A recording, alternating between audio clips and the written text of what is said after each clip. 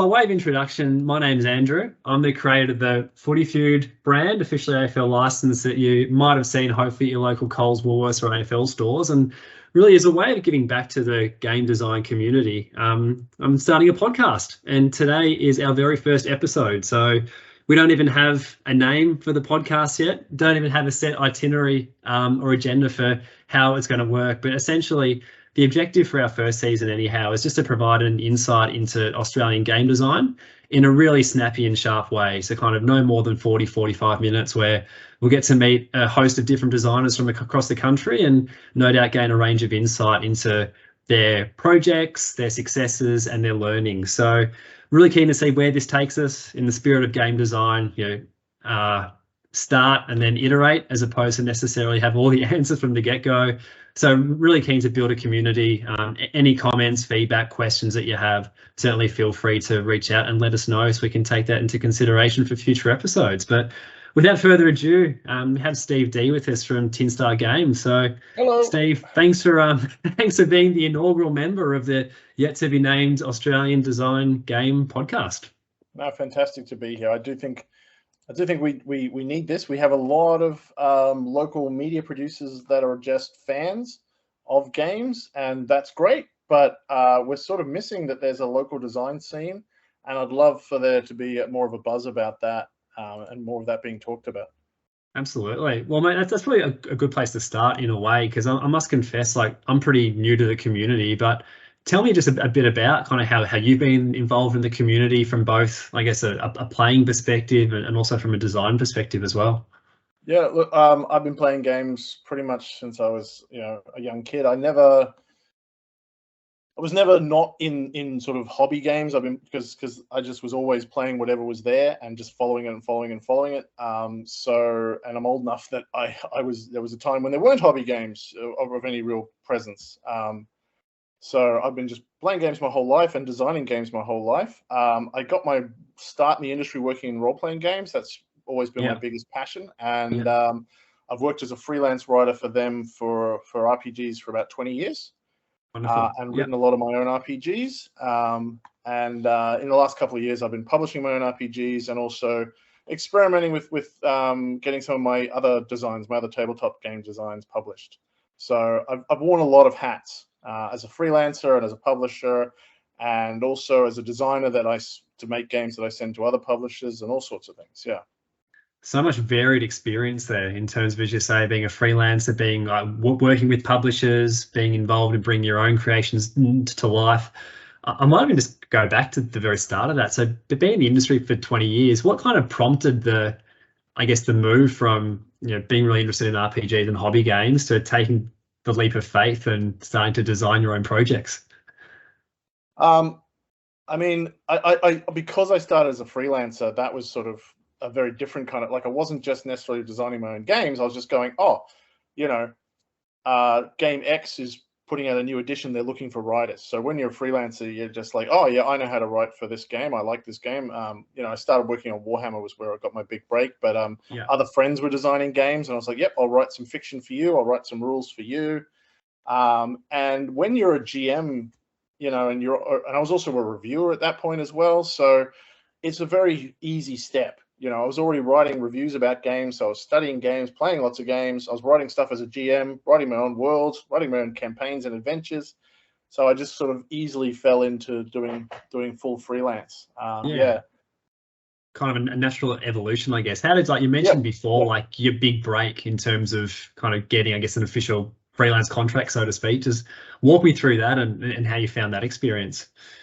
Yeah, so with freelancing, you're often just responding to open calls and things like that. I applied to work on the Farscape RPG many years ago, and I didn't get that. But then a couple of months after that, my friend who had done some work with Green Ronin said that they're doing the new Warhammer. That was 2nd edition, and they were looking for people to do submissions. And I sent off a resume and a brief writing sample, which is usually how it goes. And they were like, looks good to us.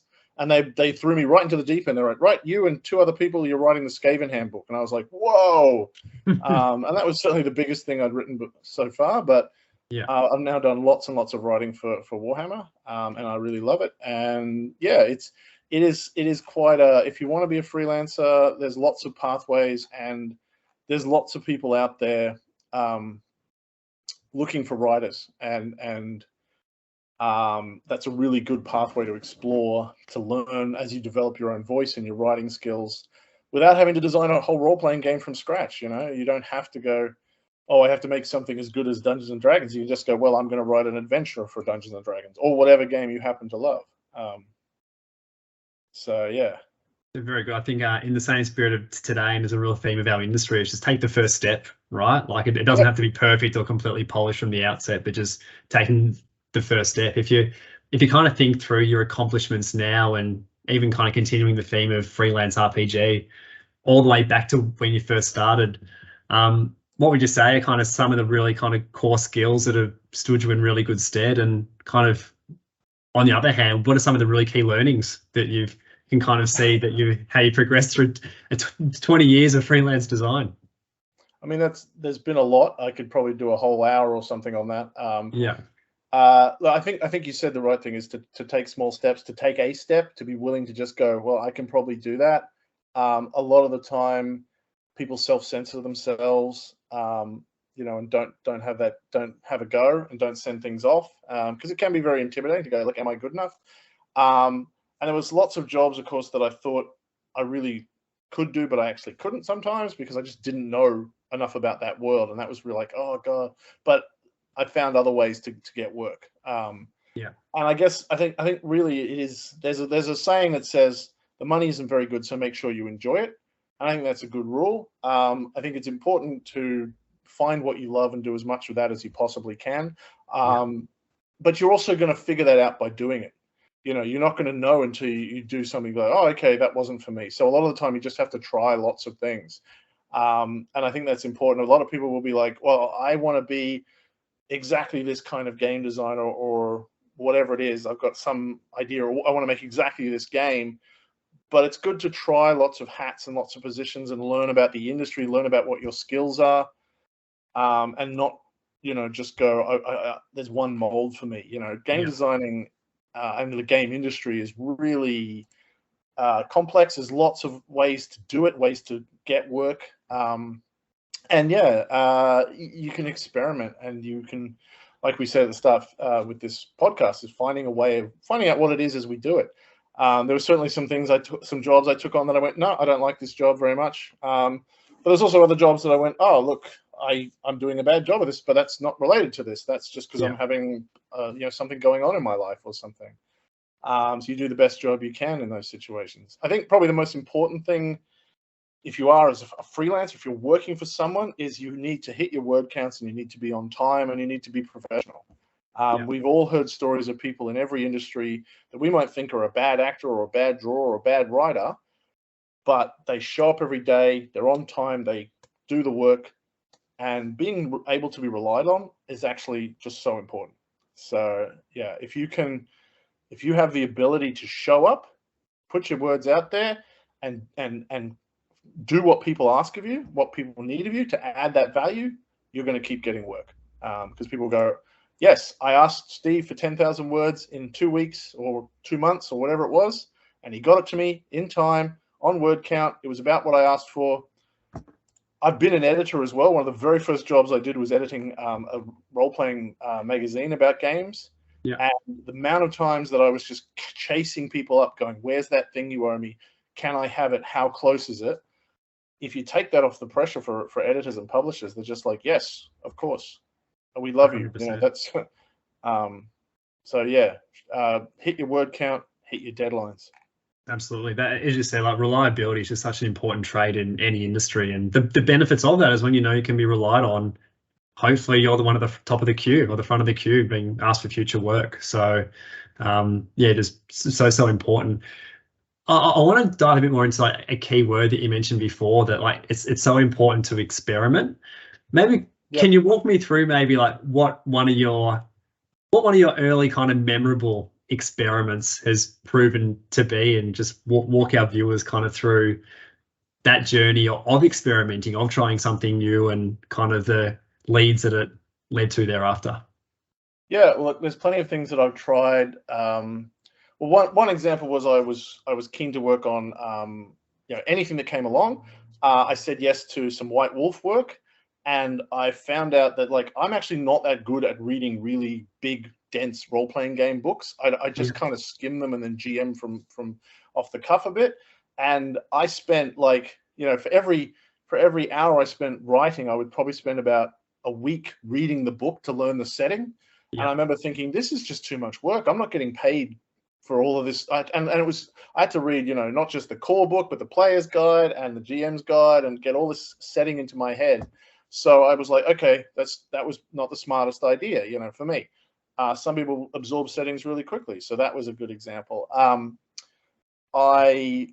Another thing though that I tried to, a couple of years ago, I thought as part of promoting myself, I would do my own kind of YouTube channel thing. It was just me doing advice on how to be a designer and motivate yourself and keep working. And I did that for about a year, and I tried to make it a podcast as well, but we just weren't getting many listeners. We only had a couple of hundred people at most. We weren't getting a lot of comments. We weren't getting any shares, and I didn't have any money or time to invest in promoting it any further. I only had enough time to make it and put it online and hope that there would be some sort of chat, or that the people who hosted it would be able to promote it. But so it was like, well, I don't think it's really leading me anywhere. So I decided to stop doing that. And I think that can be really important to know that, you can try things and just go, okay, that didn't work, but it doesn't mean it's the end of the world. You can go, well, maybe I can try this direction or that direction or whatever. You can, and it might be just that it was the time or the luck. I might try that again tomorrow, and it might suddenly work or something because it just catches people's attention. That's a really good example, both of like, I guess, what success looks like, and then secondly, when you made a really courageous call of things weren't going maybe the way that you hoped to, and you're better off taking that time and energy and investing it where you might be able to yield a greater dividend. As you said before, there's so many different paths, both in designing and writing rules and writing RPGs, etc., that you can go down, that receiving feedback is such a really kind of valuable part of the process. So help me kind of get your take on, in this really kind of complicated industry where there's infinite paths we can go down, kind of what role has feedback played in helping you direct where you put your energy and in time? And that's a great example before, because there were some pretty kind of black and white proof points of whether this was hitting your expectations or not. But yeah, maybe run our listeners and watchers through another example where maybe it was less binary. I mean, this is a big question. One of the terrible things about the arts is you don't know exactly what success looks like. It can be hard to know how big your audience is, or if anyone cares, or even if it's worth doing if you don't have any audience. Gail Simone likes to say that you define what your goals are, so you define what success is. But the flip side of that is you don't have any external thing saying, well, what is a success or not? There was, I could have kept making that video for longer because it was fairly easy for me to make, but you have to do a lot of going, well, what is it worth? What's my investment versus what's my gain? I have another friend who says that what you can think of is a lot of people don't know how to navigate the terrain of where they're going and what they want. But he likes to think of it, if you're walking towards a mountain, you can always tell if you're getting closer to the mountain or further away. And so if you can come up with some sort of ideas of what I would like to be doing, what kind of things I want to do in the industry, what kind of success, what that might look like, then you can sort of compare like, oh, is this taking me towards, something that is useful for me, or is it taking me further away? I don't know exactly what the path is, but I can compare it to that. And I guess I was doing a fair bit of work with the videos without getting a lot of increase in people knowing my name and knowing my games. And I wasn't leading to any direct sales or anything like that. So that was sort of things that I could weigh up. I'm trying to think if there's any other examples. But it is certainly a tough thing sometimes. I mean, I've gone in further and further into publishing basically over the last 5 years. And that's always been a question of, well, how much further do I go? How much more of myself and my time and my money do I put into this? There's one thing to go, I'm going to self-publish one game, versus I want to be a company and I want to, build an actual company. But it also, like I was saying with sort of becoming a designer, it can happen slowly, and you kind of slowly take those steps. And a lot of time I've gone, hang on, what do I actually want here? What is the lifestyle like? And I think people bring up a lot of like how much, when you do make that decision to be more of a publisher as well as a publisher as well as a designer, you have to look at how much of you have a balance all of a sudden. How much time do I get to sit down and make games and have fun or write rules, which I can, really enjoy, versus the hustle of, getting the game ready, getting it to play testers, getting it to market, getting it produced. And that ratio can swing a lot. And that's definitely something that you have. I think there isn't always an answer of it isn't always an easy answer of yes or no, but constantly evaluating. Like, today, what's my percentage like? Is it that a good percentage? Is that annoying me? Am I doing as much design as I like? Am I overwhelmed by how much business I'm having to do? And, sometimes you can fix that. Sometimes you can go, well, can I bring someone else in? And just last year, we were able to bring in someone else, which has really helped take off some of the pressure off me. And that's got my ratio back to a better position. So I'm like, okay, now I'm happy to keep going with this. So I think the idea is keep looking at your balance, and looking at what's the cost and what's the gain.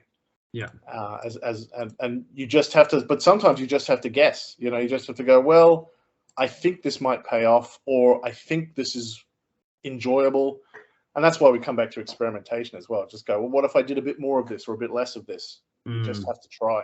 There is nobody who's going to tell you you've got the balance right, or you should go and design these kind of games and your balance will be perfect. You just have to try things until you know. 100%.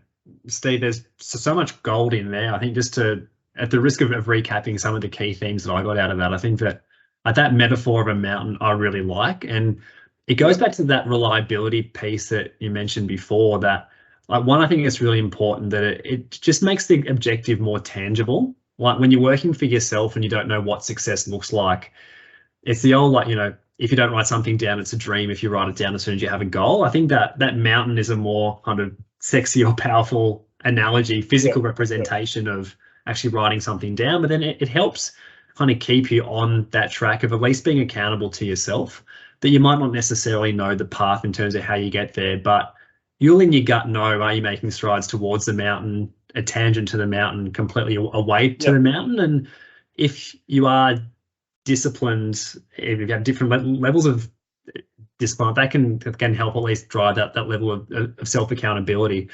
I think that you touched on a really interesting other theme as well, and that for a lot of us, designing games and writing rules probably started out as an outlet for creativity, or the want to kind of design something ourselves or have something with our own mark on the world. And it's that real kind of creative drive that probably is the initial catalyst for getting into this hobby and business. But there's just so many other things associated with game design that are probably the polar opposites to that, in terms of managing a business, thinking about strategic trade-offs, thinking about how do you spend time and energy that isn't necessarily associated with game design. So I know you just mentioned before how you brought somebody else on in your business to help manage that, but before that business partner or associate came on board, walk me through kind of what that trade-off looked like for yourself, and how did you still manage to balance that energy and that hustle when there are a lot of competing tensions with this industry? Yeah, I mean, it's a really good question. It's an ongoing question. It's something that I sometimes really have to look at, because a lot of it is stressful. It's very it's, as industries go, it's not just because there's not a lot of money and very slim margins. It's also an industry where the audience is very picky. The audience moves very fast. Yeah, trends move very fast. It's very easy, to just be like, well, I was, out of the country for 3 months, and now I know nothing about the current game design because it's all shifted, things like that. It's a fast-moving, stressful industry, And there have been certainly times where I've been, going, I don't want to do this anymore. This is really hard work. Like, I think COVID was certainly a time to do a lot of that kind of evaluation.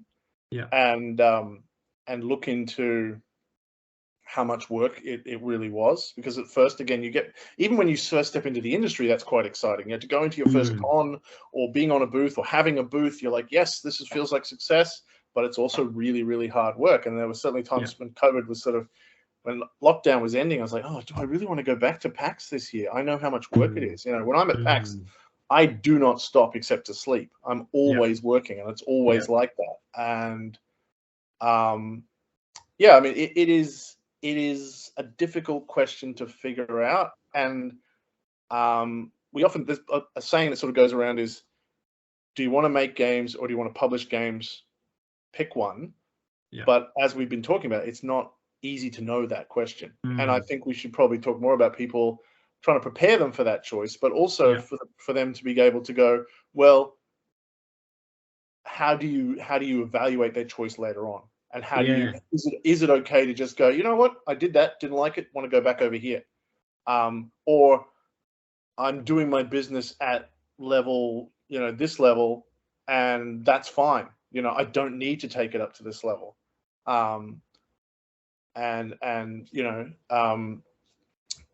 Being aware that those things are normal choices. Like, I know people who are like, right, I'm having a kid, I'm dropping it down for 10 years because that's important to me. Or at this point, I'm supporting my wife, so I'm dropping it down. I can't work, an extra, some people working 30, 40 hours a week on top of their jobs to run their business. That is an enormous commitment, Jamie Stegmaier's even talked about that, about like, he literally put his romantic goals and his partner goals on hold for about 10 years because he was like, I need to run this business. And he was working 2 jobs at the start. So there's a lot of things to think about. And I think, you need to understand that you can go backwards and forwards. You can change you can change your mind. And it's not necessarily a failure. It's experimenting. It's going, do I like this? Is this worth the hustle for me, to get where I want to go? And you have to, the only way you can do it is by doing that and then getting to see what those goals might be, Absolutely. What I'm doing at the moment is I've tried to sort of look at what I want to see what we can do in 5 years, in 10 years, and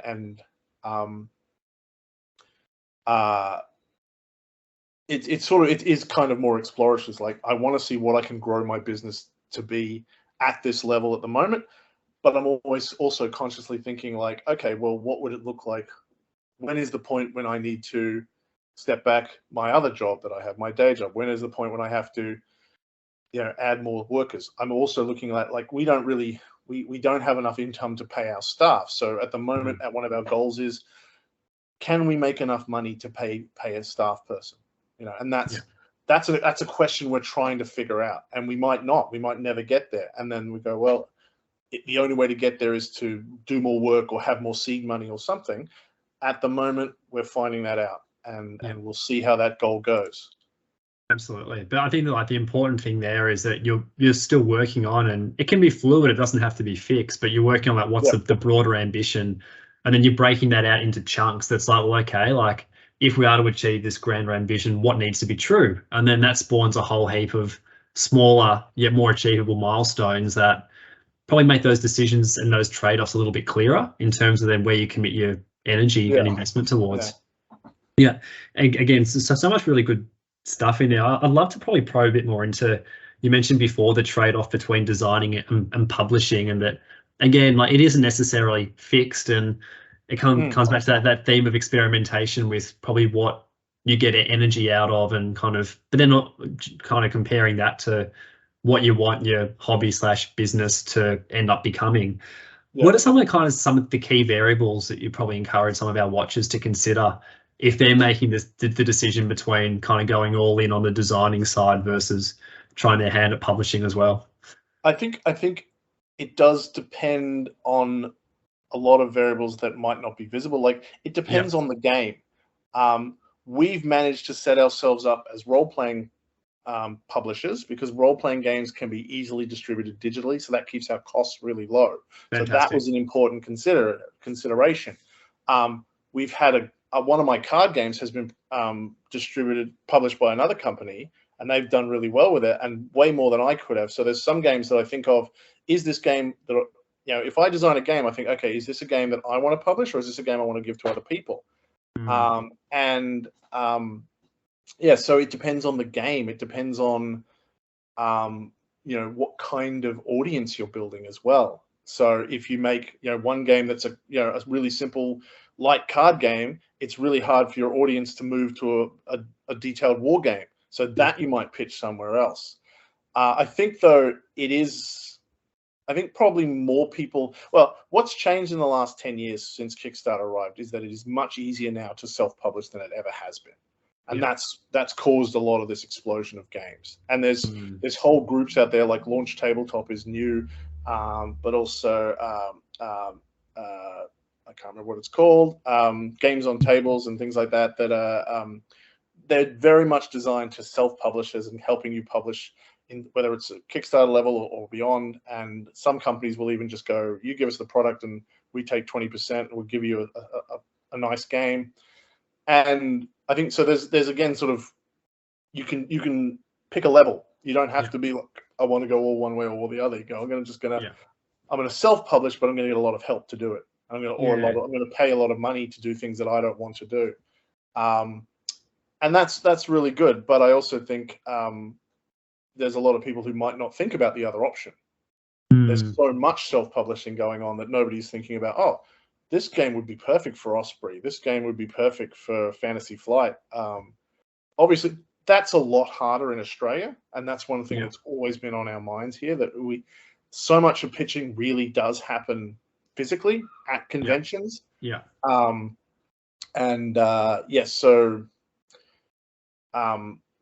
That is a limitation, but I think people should definitely think about that. You know, there was an Australian game recently, and I'll probably get the name wrong. It was something about the Crescent Moon, which is a complicated war game. It would have been very expensive to publish in Australia, and also probably wouldn't have got the audience.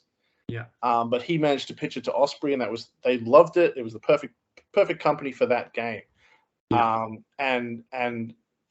would have been much harder to self-publish that in Australia, much more expensive, because it needed lots of wooden pieces. It was big. It had a very niche audience. So that was like all these things to suggest, no, take that to a publisher.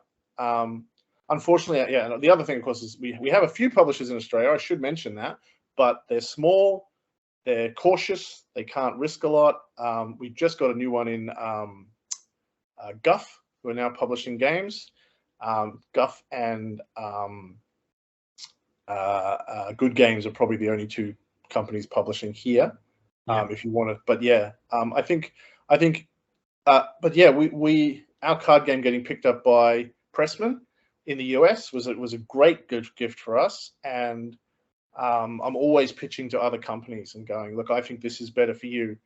And I think it depends on what you can do where you are, and what product you're trying to deal with, and also how much you like to think about things as a product. Like some people are just like, I think this is a fun idea.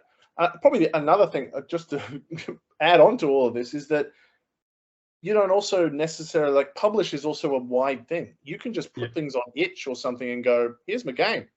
Cost me nothing to put it out there. Family and friends, I can point them to the link, or I can get on a Reddit site and go, hey, here's my game. And, it might go viral and 1,000 people play it, but maybe 10 people will play it. And that's still publishing. So if you just want people to play it, and this is another thing that things like Launch Tabletop are doing. They're going, we will print 10 copies of your game and it will look professional. And then you just go, look, I made a game.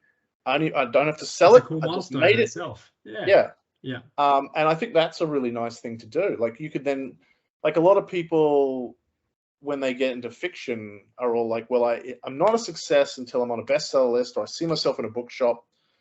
And there's other writers who just go, oh, look, I wrote a story for you. I wrote a poem for you for your birthday or something, or and they tell stories to their friends or something, and that's another way to explore the art form.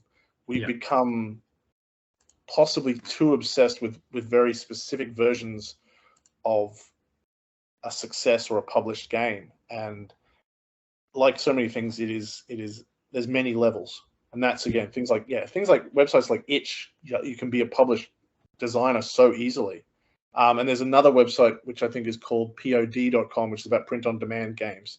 Print and play games, and there's a whole market of people who love those. They're on the forums. You put your card game up there, dozens of people will download it and play it, and they just like, all we want is print and play, and that's a great thing that we can foster.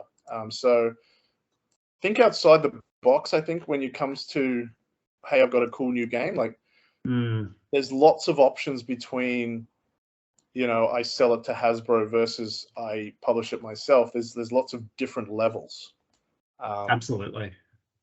And I think that like a few of my key takeaways from that is just, again, like understand what's drawn you to the hobby in the first place and have a really clear understanding of what success looks like to you. As you say, if you're going to kind of set up that success is selling a game to Hasbro, that's so different to self-publishing a game on one of the platforms that you mentioned. And if you're in the hobby mainly for the outlet of creativity as opposed to producing a global hit, then that's okay, right? Like there's no right or wrong answer. Fundamentally, this is an exercise for how we spend our discretionary time, and we're all here to maximize our own personal utility out of it. So I think that really getting to the core of what's driving this creative pursuit is, a really important self-reflection. And then I think like another really key insight that you mentioned is really just understanding the overall economics, not just now, but going forward. And you mentioned how, producing the rule book of an RPG, like the cost is really low. So it made more sense to self-publish that. So that's controlling the cost side of things versus it made more sense to pitch a game where you thought that the market size was greater overseas. So it's like, well, okay,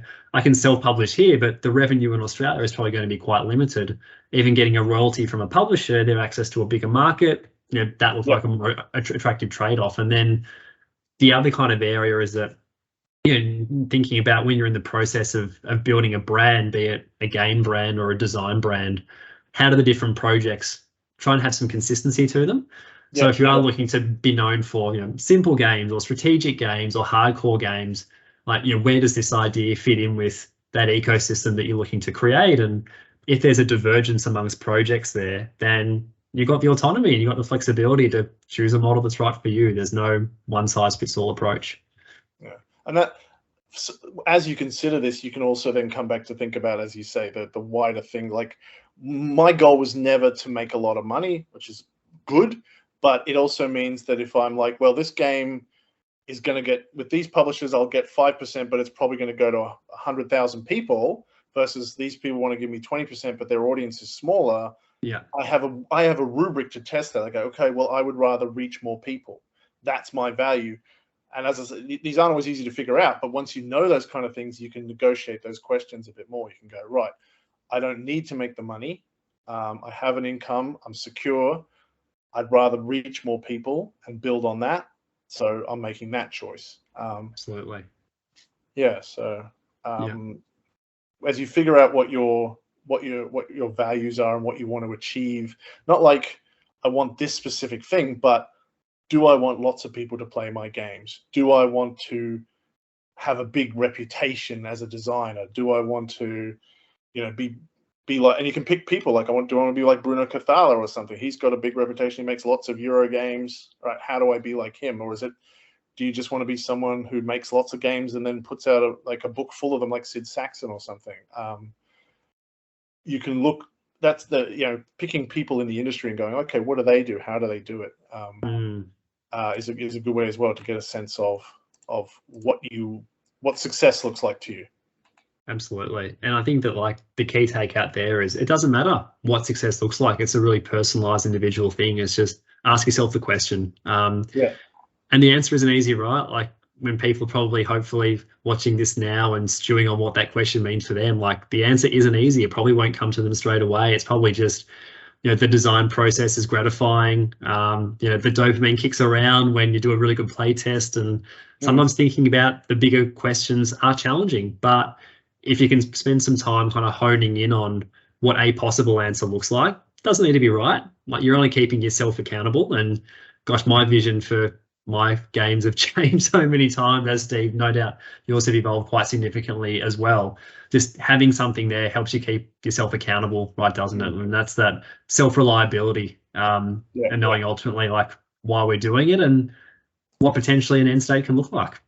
Yeah, I mean, and that's something that what you said there about what gets you excited, what releases the dopamine. That's a really good thing. If you try lots of things, like I really like it when I go to a playtest night or something, and my game works. Right, that's really exciting to me. I love working at conventions and showing my game to people and watching them be excited about it. So that's useful. That's not only useful as a goal, like, okay, let's keep doing more of that, but it also means I don't need to employ someone to do that.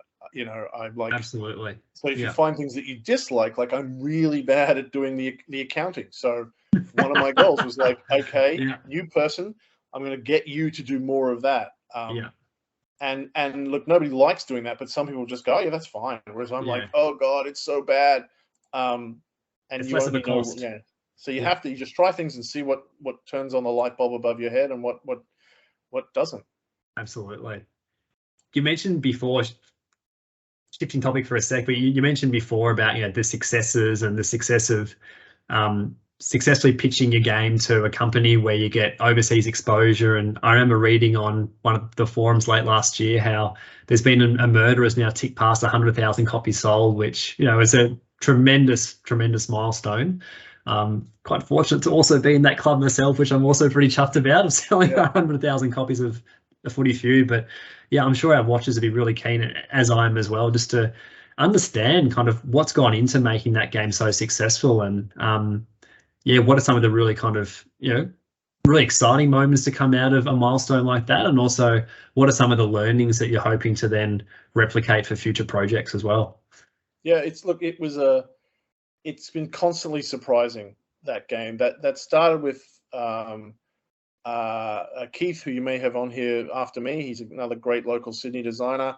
He was thinking about, he makes lots of small games, 18 card games. He's like, what if we did a bunch of them for a Kickstarter? And I'm like, well, I've never designed one of those before. I'll see what I can do. My original idea was like, I like Love Letter, but I like collaborative games. So how do I bring those two things together? And then it went through lots of iterations.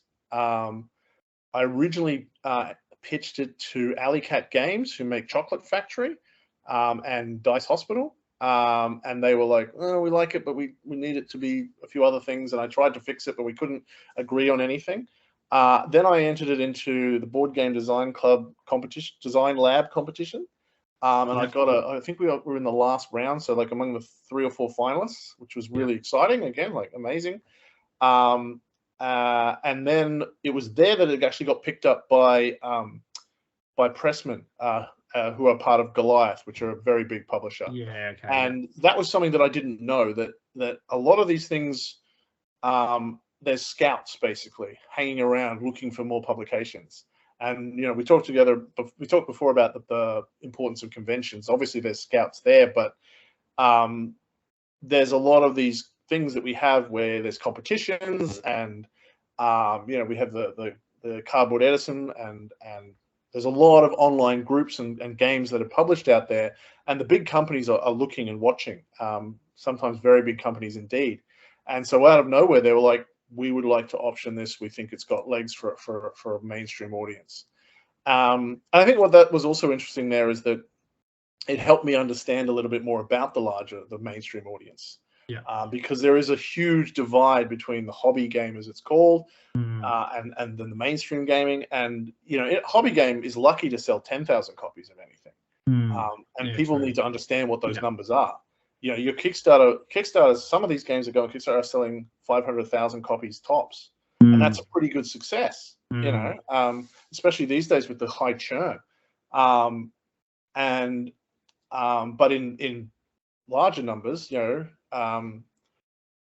you can expect to sell 10, 20, 30, 40,000 or so, and more if you're lucky. And I think it's been good to sort of take in some of that extra part of the universe. We probably cut ourselves off a bit from it too much. You know, we don't go to like toy conventions. There's a convention that was thankfully put online because of COVID, which is called Mojo Nation, which is one of the largest toy developers conventions in the world. And most of their audience is looking for games for people under 8 or under 10. Yeah. But if you've got a game that you know you're going to kickstart, and it's like maybe a simple memory game or something, you can put it on Kickstarter and maybe sell it to 500 people, or you could take it to one of those conventions and say, hey, this could be, you know, a Pound Patrol game, and you could get it to thousands and hundreds of thousands of people. And look, there are reasons you might not, of course. The markets aren't always the same, but I think I've been just really, really blessed to be able to be in that market, to get that reach. And yeah, we thought it would probably only sell, again, like surprises. We thought it might sell about 30 or 40,000 because it was kind of dropping off after the first 2 quarters. And then something happened and it just went crazy. Wow. So that's just been really exciting, and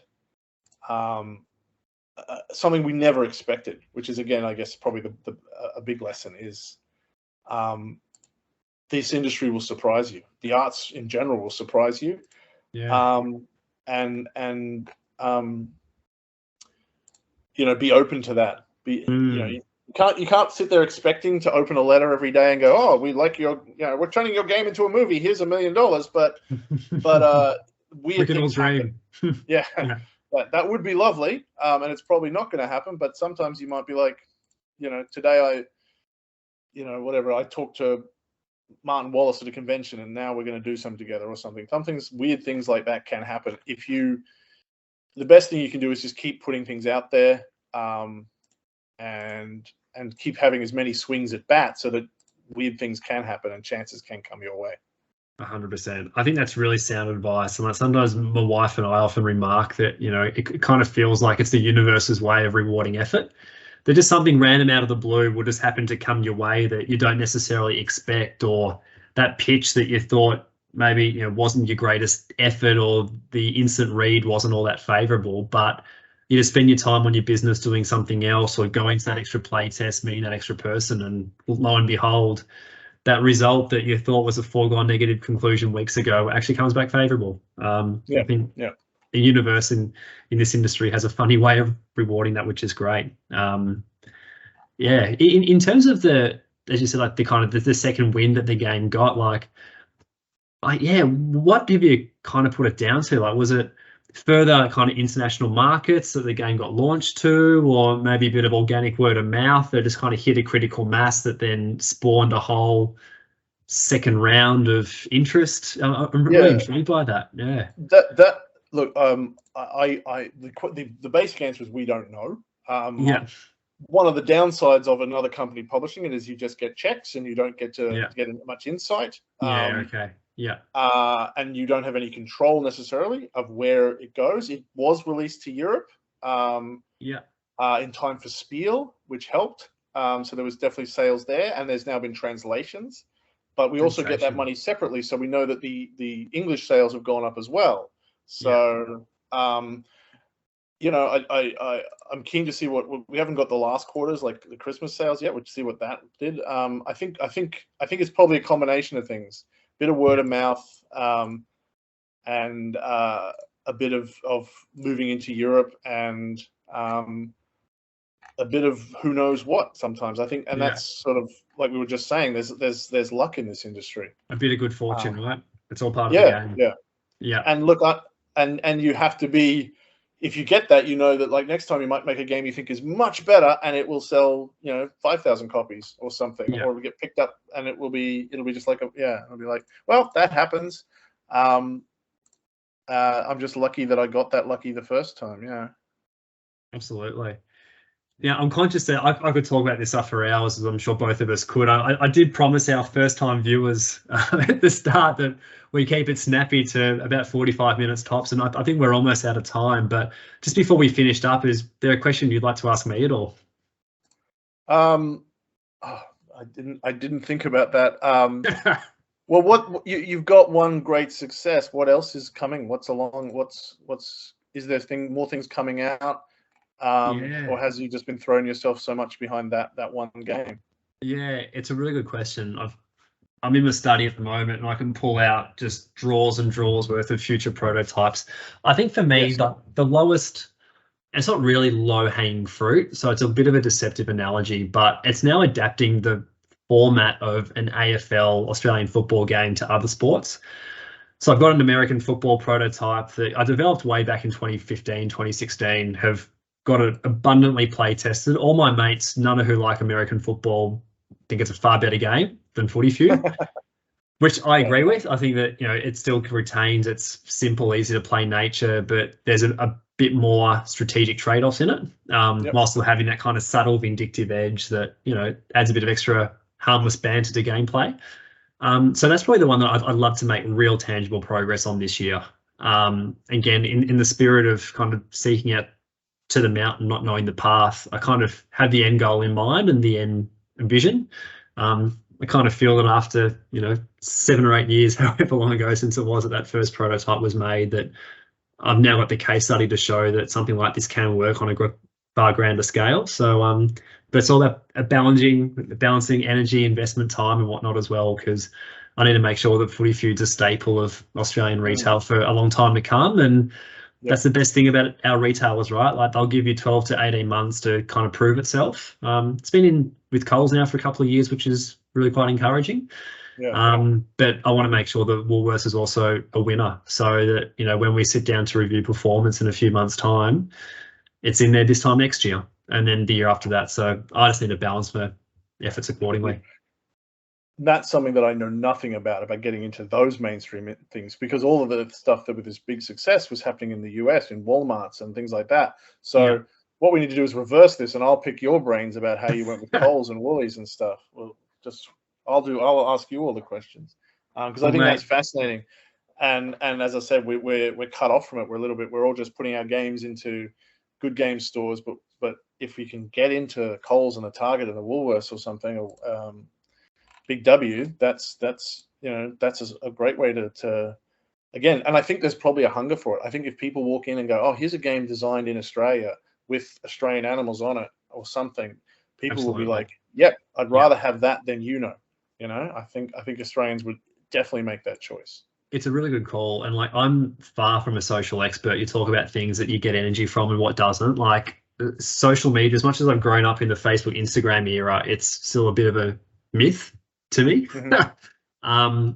But just one trend that I've noticed there is just how much kind of raw the content is, and the creators of different small businesses getting in front of the camera a lot more, being able to identify with an individual, not just a brand that might feel a bit corporate. I think does have a place in resonating with people's hearts and minds. So again, to anybody watching this, don't be afraid to get in front of the camera and communicate simply, what your story is, and hopefully why your story is compelling.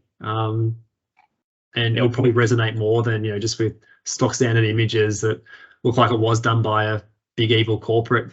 And it might come across that way as well. Yeah. I think you're right there, that people really do react to a personal touch. However you can do it, in front of a camera or at a convention, you are trying to convince someone that your products are